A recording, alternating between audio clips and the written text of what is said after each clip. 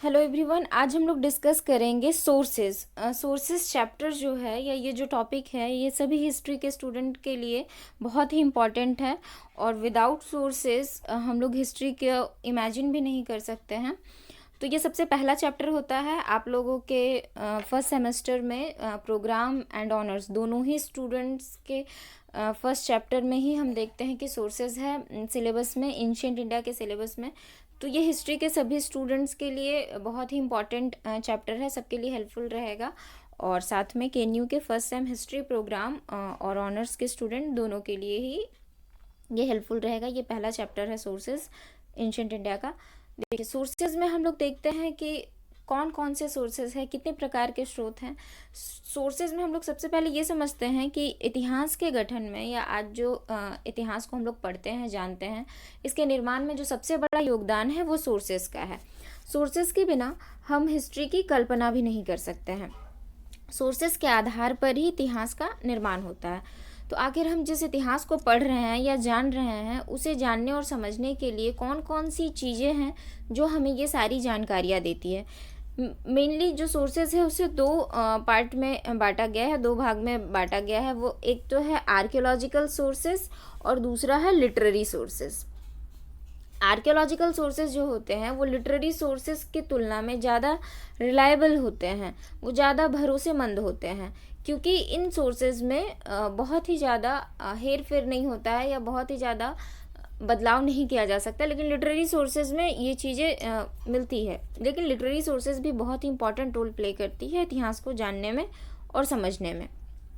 तो देखिए, archaeological sources में बेसिकली वही सारी चीज़ें आ जाती हैं जो हमें एक्सकेवेशन के थ्रू यानी खुदाई के थ्रू या फिर मॉन्यूमेंट्स हो गए, यानी हमें उनके अवशेष, ये सारी चीज़ें आर्कियोलॉजिकल सोर्सेज में हमें देखने को मिलता है, जो बेसिकली खुदाई के द्वारा हमें प्राप्त की गई है। और खुदाई के द्वारा नहीं भी तो जैसे जो मॉन्यूमेंट्स हो गए, आइडल्स हो गए, वो हमें आर्कियोलॉजिकल सोर्सेज के अंदर ही उन चीज़ों को हम देखते हैं।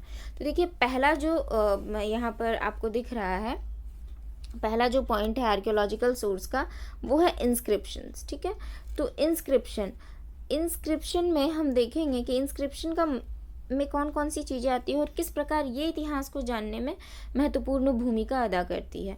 तो इंस्क्रिप्शंस मीन्स अभिलेख। अभिलेख बहुत तरह के हैं। कोई शिलालेख है, स्तंभ लेख है, पहाड़ों पर, पर्वतों पर, गुफाओं पर कुछ लेख लिखे गए थे प्राचीन समय में।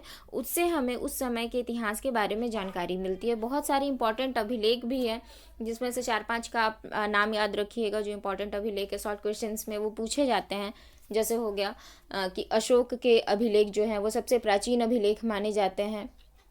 प्राचीन भारत के अभिलेखों में सबसे प्राचीन अभिलेख माने जाते हैं अशोक के अभिलेख। साथ में ये भी क्वेश्चन में रहता है कि अशोक के अभिलेख किस भाषा में थे, वो किसे उसने सर्वप्रथम पढ़ा, कौन सी लिपि में थी। तो मुख्यतः अशोक के जो अभिलेख हैं वो 3-4 लिपियों में पाए गए हैं। लेकिन भारत में मुख्यतः हमारे रीजन में ये प्रमुख रूप से खरोष्ठी लिपि में पाया गया है और प्राकृत भाषा में, ये दो चीज़ें। और जेम्स प्रिंसेप ने सबसे पहले इसे पढ़ा था, इस लिपि को। तो इंस्क्रिप्शंस में और भी बहुत सारे अभिलेख आ जाते हैं, जिसमें हाथी गुम्फा अभिलेख है जो कि खारवेल का है। कलिंग शासक खारवेल के बारे में पूछा जा सकता है। किसी एक अभिलेख का नाम दे दिया जाएगा और पूछा जाएगा कि उससे किस पर्टिकुलर शासक या किस पर्टिकुलर काल के बारे में हमें जानकारी मिलती है। तो ये अभिलेख मुख्यतः पत्थरों पर, गुफाओं पर खुदे होते थे। ताम्रपत्रों पर भी मिले हैं, ताम्रपत्रों पर भी खुदे होते थे। और इनमें जो लिखा गया है उन चीज़ों से हमें उस समय के इतिहास के बारे में पता चलता है। जैसे अशोक के इतिहास को जानने में, मौर्यकालीन इतिहास को जानने में अशोक के अभिलेख महत्वपूर्ण भूमिका निभाते हैं। उसी तरह और भी बहुत सारे अभिलेख हैं। जैसे जूनागढ़ का अभिलेख है, रुद्रदामन का। जूनागढ़ के अभिलेख के अलावे देवपाड़ा अभिलेख है, जिसे हमें बंगाल के बारे में जानकारी मिलती है, विजयपाल के देवपाड़ा अभिलेख। और समुद्रगुप्त का प्रमुख एक अभिलेख जो कई बार क्वेश्चन में पूछा जाता है, प्रयाग प्रशस्ति के जिसे नाम से हम जानते हैं, प्रयाग प्रशस्ति या इलाहाबाद प्रशस्ति। उस अभिलेख के बारे में भी क्वेश्चन रहता है कि इससे किस पर्टिकुलर शासक के बारे में पता चलता है। तो समुद्रगुप्त के विजयों और बहुत सारी चीज़ों को जानने में हमें इन इंस्क्रिप्शन से सहायता मिलता है। तो अब देखिए किस तरह से इंस्क्रिप्शंस हिस्ट्री के गठन में, इतिहास को जानने में महत्वपूर्ण भूमिका निभाती है वो, और साथ में आप लोगों को कुछ अभिलेखों के, कुछ इंपॉर्टेंट अभिलेखों के नाम याद कर लेने हैं। अब हम लोग आते हैं जो दूसरा है वो है कॉइन्स। कॉइन्स में हम देखेंगे कि सिक्के किस प्रकार इतिहास को जानने में महत्वपूर्ण भूमिका निभाती है। तो सिक्के भी उसी तरह है। सिक्के से हमें बहुत सारी चीज़ों का पता चलता है, जैसे अगर उसमें तिथि अंकित है, राजा का नाम अंकित है, तो समय काल का पता चलता है, किस राजा ने शासन किया इसके बारे में पता चलता है, आर्थिक स्थिति के बारे में पता चलता है कि सिक्के सोने के थे, चांदी के थे या मिश्रित धातु के थे। और एक बड़ी बात, व्यापार के बारे में भी पता चलता है, और दूसरे देशों के साथ जो संबंध थे वो उनके बारे में भी पता चलता है। जैसे मान लीजिए कि यहाँ का पर्टिकुलर सिक्का अगर हमें रोम में मिल रहा है, रोम का सिक्का यहाँ पर मिल रहा है, तो हमें समझ में आता है कि व्यापारी एक स्थान से दूसरे स्थान जाते थे और व्यापार करते थे, इसलिए वहाँ के सिक्के यहाँ पर भी प्राप्त हुए हैं और यहाँ के सिक्के या और भी वस्तुएं वहाँ पर भी प्राप्त हुए हैं। तो व्यापार के बारे में, दूसरे देशों के संबंध के बारे में, धातु किस धातु से बना हुआ है। जैसे हम देखेंगे कि गुप्त काल में सर्वाधिक सोने के सिक्के मिलते हैं, और सबसे प्योर सोने के सिक्के वो हमें कुषाण काल में देखने को मिलते हैं। या सबसे पहले फिर से हमें ये भी पता चलता है कि सबसे पहले लिखित मुद्रा जो है, मुद्रा में कुछ अंकित या लिखित जो है वो हिंद यवन शासकों ने यहाँ पर सोने के सिक्के चलाए थे, क्योंकि इससे पहले पंचमार्क्ड कॉइन यहाँ पर चलता था। उसमें कुछ लिखा नहीं रहता था, जस्ट ठोक पीट कर उस पर कुछ निशान बना दिए जाते थे, इसलिए उसे पंचमार्क्ड कॉइन भी कहा जाता था। आहत सिक्के के नाम से भी उन्हें जाना जाता है। मौर्य काल में हम देखेंगे चांदी के सिक्के प्रचुर मात्रा में पाए गए हैं। तो इस प्रकार सिक्के से हमें प्राचीन भारत की राजनीतिक स्थिति के बारे में पता चल रहा है, आर्थिक स्थिति के बारे में पता चल रहा है, सामाजिक स्थिति के बारे में पता चल रहा है, कालक्रम पता चल रहा है। तो इस प्रकार सिक्के जो हैं महत्वपूर्ण भूमिका निभाते हैं। जैसे पर्टिकुलर एक सिक्का जो है समुद्रगुप्त का, उसे वीणा बजाते हुए दिखाया गया है उस सिक्के में। तो ये सारे क्वेश्चन रहते हैं कि किस पर्टिकुलर जगह पर कौन से सिक्के चलाए गए हैं और किस सिक्के की कौन सी विशेषता थी। किसी भी एक काल के सिक्के के बारे में पूछ दिया जाएगा, किसने सर्वाधिक सोने के सिक्के चलाए, किस काल में सोने के सिक्के कम थे। इस तरह से शॉर्ट क्वेश्चंस रहते हैं। अब देखिए पेंटिंग भी बहुत इंपॉर्टेंट रोल प्ले करता है। पेंटिंग क्या रोल प्ले करता है, जैसे गुफाओं में चित्रकारी की गई है, वहाँ से उस समय के प्राचीन मानव की जीवन पद्धति जिस प्रकार थी उसी को वो अभिव्यक्त करते थे चित्रों के माध्यम से। बहुत सारे जानवरों के चित्र अंकित किए गए हैं, जिससे पता चलता है वो कौन से पशुओं को पालते थे, कौन से जंगली पशुओं को वो शिकार करते थे, क्योंकि बहुत सारे शिकार के भी चित्र अंकित किए हुए हैं कि किस तरह मानव शिकार कर रहा है। तो इस प्रकार से पेंटिंग से हमें प्राचीन काल के बारे में जानकारी प्राप्त होती है। आर्ट एंड कल्चर के बारे में भी पता चलता है, किस प्रकार के रंगों का लोग प्रयोग करते थे, उन सारी चीज़ों का पता चलता है। जैसे हम प्रमुख चित्रकारी अगर हम देखें एंशिएंट इंडिया का, तो अजंता और एलोरा की गुफाएं में बहुत ही उम्दा पेंटिंग की गई है, और उस पेंटिंग की बहुत सारी विशेषताएं हैं। जैसे जैन धर्म, बौद्ध धर्म से रिलेटेड, इवन ब्राह्मण धर्म से भी रिलेटेड वहाँ पर चित्रकारी किया गया है। बौद्ध धर्म से रिलेटेड ज़्यादा ही चित्रकारी है। तो उस समय उतने अच्छे तरीके से चित्रों का प्रयोग करना, रंगों का प्रयोग करना, चित्रों को बनाना एक बहुत बड़ी बात थी। तो प्राचीन काल के विषय में हमें पेंटिंग से भी प्राप्त होती है जानकारियाँ। उसके बाद आते हैं हम लोग मॉन्यूमेंट्स पर। मॉन्यूमेंट्स मीन्स भवन एवं स्मारक जिसे हम कहते हैं। मॉन्यूमेंट्स हो गए आपके भवन एवं स्मारक, इसे हम क्या कहेंगे, भवन और स्मारक आप समझ सकते हैं, भवन या स्मारक। तो भवन या स्मारक में हम क्या देखेंगे कि बहुत सारे भवन बनाए गए हैं। जैसे अगर हमें इंडस वैली सिविलाइजेशन के बारे में भी, वहाँ के जो टाउन प्लानिंग के बारे में पता चलता है, तो वहाँ के भवनों से पता चलता है।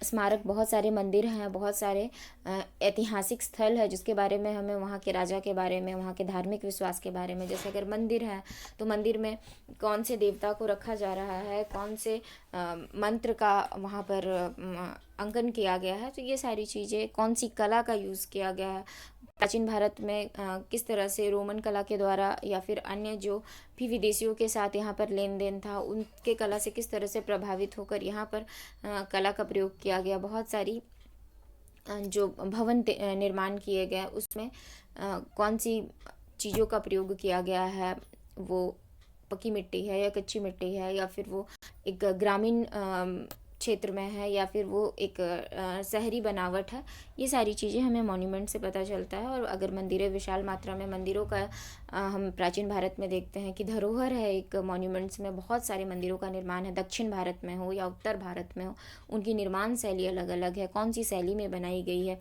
जैसे द्रविड़ शैली में बनाई जाती थी दक्षिण भारत के मंदिरों को, उसी तरह नागर शैली है, और भी बहुत सारी शैलियाँ हैं जिससे मंदिरों को बनाया जाता था। नागर है, बेसर है। नागर शैली उत्तर भारत की हो गई शैली। बेसर शैली में हम देखते हैं कि मिक्सचर रहता है, यानी दोनों का ही अंश मिला हुआ रहता है, उत्तर भारत और दक्षिण भारत की मंदिर निर्माण पद्धति का। तो ये सारी चीज़ें मॉन्यूमेंट से भी हमें बहुत सारी जानकारियाँ प्राप्त होती है।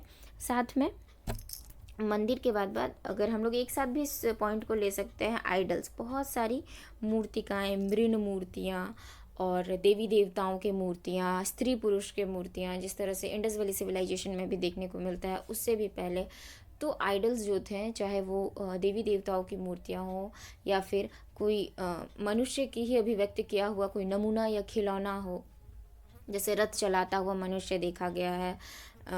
अगर हम पाषाण काल की बात करें तो उस वक्त दैमाबाद में ये एक साक्ष्य मिला था। और भी बहुत सारे ऐसे जगह हैं जहाँ पर बहुत सी, जैसे इंडस वैली सिविलाइजेशन में मृण मूर्तियाँ पाई गई है, मातृ देवी की मूर्तियाँ पाई गई है, पशुपति शिव की मूर्ति है, पुरुष की मूर्ति है, नर्तकी की मूर्ति है। तो ये सारी चीज़ें हमें उस समय के कला के बारे में तो बताती, चीज़ों के बारे में वर्णन कर पता चलता है। ये साथ में, इसके साथ और भी आर्थिक स्थिति के बारे में भी पता चलता है कि मूर्ति जो बनाया गया है वो किस मेटल से बना है। सामाजिक स्थिति के बारे में भी पता चलता है, और अगर मूर्तियाँ देवी देवताओं के हैं तो धार्मिक स्थिति के बारे में भी पता चलता है। तो ये सारी चीज़ें हम देखते हैं कि आइडल्स से भी हमें प्राचीन भारत के इतिहास को जानने में महत्वपूर्ण भूमिका निभाती है।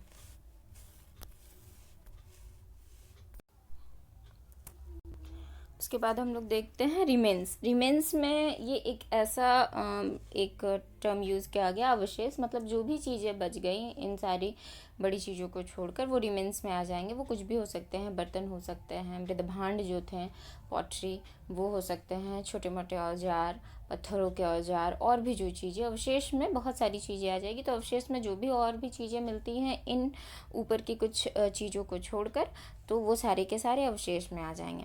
अब देखिए, आप लोगों का जो क्वेश्चन आता है वो इसमें से शॉर्ट और लॉन्ग जो दोनों क्वेश्चन हैं वो डिवाइड करके आता है। ऐसा नहीं आता है कि पूरा ही सोर्सेज के बारे में आपको लिखना होगा। कभी ऐसा होता है कि आर्कियोलॉजिकल सोर्सेज के बारे में पूछ लिया जाता है, क्योंकि अपने आप में एक बहुत बड़ा टॉपिक है सोर्सेज।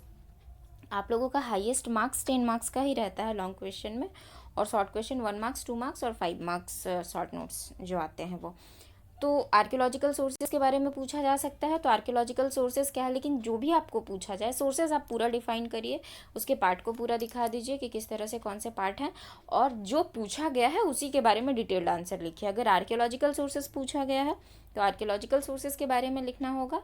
अगर लिटरेरी सोर्सेज पूछा जाए तो लिटरेरी सोर्सेज के बारे में लिखना होगा। जैसे प्रीवियस ईयर क्वेश्चंस के पैटर्न को अगर देखें तो लिटरेरी सोर्सेज कभी पूछ लिया गया है, कभी आर्कियोलॉजिकल सोर्सेज पूछ लिया गया है। तो आपको उसी तरह बैलेंस्ड वे में कुछ एक पैरा इंस्क्रिप्शंस, उसी तरह कॉइन्स के ऊपर, फिर पेंटिंग्स के ऊपर एक एक पॉइंट करके आपको ये लिख देना होगा अगर आर्कियोलॉजिकल सोर्स पूछा जाए तो। और लिटरेरी सोर्स पूछा जाए तो फिर लिटरेरी सोर्स के बारे में लिखना होगा। आर्कियोलॉजिकल सोर्स के बारे में आपको कोई डिटेल नहीं बताना है। अब देखिए, ये एक पूरा पोर्शन कंप्लीट हो गया। ये पोर्शन था आपका आर्कियोलॉजिकल सोर्सेज, ठीक है। ये एक पूरा का पूरा पोर्शन कंप्लीट हो गया। अब हम लोग देखेंगे लिटरेरी सोर्सेज। यहाँ से लेकर यहाँ तक ये हो गया है, हो जाएगा आपका लिटरेरी सोर्सेज। तो लिटरेरी सोर्सेज में हम लोग क्या देखेंगे, लिटरेरी सोर्सेज में कौन कौन से डिवीज़न हैं वो हम लोग पहले देख लें। तो लिटरेरी सोर्सेज में हम लोग देखते हैं साहित्यिक स्रोत, जिसे हम हिंदी में कहते हैं साहित्यिक स्रोत। तो उसमें 3 तरह के स्रोतों को बांटा गया है। बेसिकली इसमें हम लोग टेक्स्ट को ही देखते हैं, लिखित जो भी स्रोत है वो लिटरेरी सोर्सेज में आ जाते हैं। तो जैसे समय के अनुसार लेखन पद्धति में भी चेंज आया, लिखने का स्वरूप चेंज आया। जैसे स्टार्टिंग में हम लोग बेसिकली धर्म से जुड़ी बातें या फिर धर्म पर आधारित पुस्तकों का ही स्रोत के रूप में उपयोग करते हैं। उसके बाद धीरे फिर सेक्युलर सोर्सेज, जिसे हम ऐतिहासिक ग्रंथ के रूप में भी जानते हैं, हिस्टोरिकल लिटरेचर भी कहते हैं, वो सारे लिटरेचर। और विदेशी यात्री जो आए उन्होंने विदेशी विवरण दिया, तो हम लोग फॉरेन अकाउंट देखेंगे। तो जो लिटरेरी सोर्स है, लिटरेरी सोर्स को 3 भागों में बांटा गया है, रिलीजियस लिटरेचर, हिस्टोरिकल लिटरेचर और फॉरेन अकाउंट। ये होगा, ये 3 भागों में डिवाइड किया गया। तो रिलीजियस लिटरेचर में क्या हो जाएगा कि कौन कौन से धर्म ग्रंथ लिखे गए हैं। तो बहुत सारे धर्म ग्रंथों के बारे में हमें देखने को मिलता है। उसमें हम क्या देखेंगे कि एंशियंट इंडिया में 3 मुख्य रूप से हमें देखने को मिलता है। हिंदू धर्म, जिसे हम ब्राह्मण लिटरेचर से देखेंगे, यहाँ पे ई छूट गया है ब्राह्मण के स्पेलिंग में, ब्राह्मण लिटरेचर, और बुद्धिस्ट लिटरेचर और जैन लिटरेचर। ये 3 धर्म जो है प्राचीन भारत में एग्जिस्ट करते थे। तो इनसे जुड़े बहुत सारे ग्रंथ लिखे गए हैं, जिससे हमें धर्म के साथ साथ उस समय के समाज, राजनीति, अर्थव्यवस्था के बारे में भी पता चलता है। जैसे ब्राह्मण लिटरेचर में बहुत सारे ग्रंथ हैं, उसमें हम देखेंगे वेद है, पुराण है, आरण्यक है, बहुत सारे ऐसे ग्रंथ हैं, महाभारत है, रामायण है। इनको भी हम कहीं ना कहीं धार्मिक ग्रंथों में ही जोड़ते हैं। बुद्धिस्ट लिटरेचर में हम लोग देखते हैं बहुत सारे बुद्धिस्ट लिटरेचर है शुरुआती दौर पर, जैसे जातक कथाएं हैं, त्रिपिटक है, और बाद में लिखा गया है बुद्ध चरित। ये सारी अगुंतर निकाय, बहुत सारे और भी ग्रंथ हैं जो बुद्धिस्ट लिटरेचर है। जैन लिटरेचर में भी हम देखते हैं आगम है, उपागम है, और भी परिशिष्ट पर्वन है, और भी बहुत सारे ग्रंथ हैं जिससे हमें जैन लिटरेचर है, बहुत सारे जैन धर्म ग्रंथ है बहुत सारे, जिससे हमें प्राचीन भारत के बारे में जानकारी प्राप्त होती है। तो ये हो गए आपके रिलीजियस लिटरेचर का हिस्सा। अब देखिए यहाँ पर है हिस्टोरिकल लिटरेचर, यानी ऐतिहासिक ग्रंथ। तो इन धर्म ग्रंथों को छोड़कर जितने भी ग्रंथ लिखे गए हैं उन्हें हम ऐतिहासिक ग्रंथ में ले सकते हैं कि वो सारे के सारे ऐतिहासिक ग्रंथ हैं। ये अनगिनत है, इनके नाम बहुत सारे हैं। और आप लोगों को लिटरेचर से यही शॉर्ट क्वेश्चंस ऐसा रहता है, लिटरेचर का नाम दे दिया रहेगा, यानी ग्रंथ का नाम दे दिया रहेगा, आपको पुस्तक के नाम, राइटर का नाम बताना होगा, राइटर का नाम दे दिया रहेगा, पुस्तक का नाम बताना होगा, ये पुस्तक की भाषा कौन सी है, पुस्तक का विषय वस्तु कौन सा है। इस तरह से शॉर्ट क्वेश्चन इसमें से रहते हैं। जरूर से 1-2 बुक का नाम और उनके राइटर का नाम रहना ही रहना है। इसके लिए आप लोगों को अच्छे से बुक्स और उनके राइटर के नाम पढ़ने होंगे। अब हम लोग आते हैं फॉरेन अकाउंट में। फॉरेन अकाउंट यानी विदेशी विवरण। विदेशी विवरण में हम देखेंगे कि कौन कौन से विदेशी विवरण मिलते हैं, कौन कौन से विदेशी यहाँ हैं। जिस तरह से सबसे पहले यहाँ पर हम लोग देखते हैं ग्रीक यात्री हैं, जिसमें से कुछ नहीं भी आए थे, जैसे हेरोडोटस यहाँ नहीं आए थे, फिर भी उन्होंने यहाँ के बारे में लिखा है, यहाँ की जानकारी हमें प्राप्त होती है। इसके अलावा मेगास्थनीज जो मौर्य काल में आया था, वो भी एक यूनानी लेखक था, उसने लिखा है। टॉलमी है, प्लिनी है, और भी बहुत सारी यूनानी इतिहासकार हैं जिन्होंने ग्रीक फॉरेन अकाउंट यानी जो ग्रीक यात्रियों का विवरण है उनसे हमें प्राचीन भारत के बारे में जानकारी मिलती है। जैसे मेगास्थनीज ने पाटलिपुत्र के बारे में लिखा है, यहाँ की 7 जातियों के विषय में लिखा है, यहाँ के सामाजिक जीवन के बारे में लिखा है, राजनीतिक जीवन के बारे में लिखा है। उसी तरह अरब से भी आए थे, यानी कुछ अरबियन यात्री, विदेशी यात्री, जिसमें सुलेमान हो गए, और भी बहुत सारे हैं, जिसमें एक प्रमुख नाम हम लोगों को देखने को मिलता है अल बरूनी का, जिसने तहकीके हिंद या किताबुल हिंद की रचना की। उसमें हमें भारत के विषय में जानकारी प्राप्त होती है। ठीक इसी तरह चाइनीज़ लिटरेचर भी हमें, यानी चाइनीज़ विदेशी यात्री जो आए थे, चाइना से जो विदेशी यात्री आए उन्होंने विवरण किया, जिसमें वेनसांग, फाहियान, इत्सिंग और भी बहुत सारे थे। उन लोगों ने वर्णन किया। मुख्य रूप से हम वेनसांग, फाहियान के बारे में देखते हैं, उनके द्वारा लिखित पुस्तकों के बारे में पढ़ते हैं। ये किस काल में आए, ये भी शॉर्ट क्वेश्चन इसमें कभी कभी रहता है। तो यहाँ से बेसिकली आप लोगों को शॉर्ट क्वेश्चन इस तरह से रहेगा, बुक के नाम और राइटर के नाम के ऊपर, और उनकी विषय वस्तु क्या है। और साथ में और भी एक मोरक्को से आया हुआ था इब्न बतूता, यहाँ पर मैंने उसे अलग से नहीं दिखाया है, लेकिन आप उसे भी ध्यान रख लें कि और एक था इब्न बतूता। ठीक है, इब्न बतूता आया था, जिसने रिहला नामक पुस्तक लिखी थी। चूँकि ये अफ्रीका से आया हुआ था, तो बेसिकली हम लोग इसे कई बार अरब यात्री या फिर जो इस्लाम को मानने वाले यात्री थे उनसे जोड़ देते हैं, लेकिन इब्न बतूता जो है वो अरब से नहीं था, वो अफ्रीका से था, वो मोरक्को से आया हुआ था, और उसने रिहला नामक पुस्तक की रचना की। सल्तनत काल में वो आया था, लेकिन उसके भी लेखनी से हमें भारतीय इतिहास के बारे में जानकारी प्राप्त होती है। तो ओवरऑल इसमें शॉर्ट क्वेश्चंस इसी तरह से रहेंगे। इंस्क्रिप्शन से किसी इंस्क्रिप्शन का नाम दे दिया जाएगा, कॉइन्स के ऊपर शॉर्ट क्वेश्चंस रह सकते हैं, पर्टिकुलर किसी शासक के कॉइन के ऊपर की क्या विशेषता थी, मॉन्यूमेंट्स है, उसी तरह ये ओवरऑल आपका हो गया सोर्सेज। इसे मैंने यहाँ शॉर्ट में बताया। आई होप आप लोगों को जस्ट इसका बेसिक कंसेप्ट समझ में आया होगा। इससे रिलेटेड शॉर्ट क्वेश्चंस हम लोग नेक्स्ट वीडियो लेक्चर में देखेंगे। आज के लिए इतना ही, तब तक आप लोग इससे हेल्प लीजिए। नेक्स्ट लेक्चर में हम लोग शॉर्ट क्वेश्चन को देखेंगे।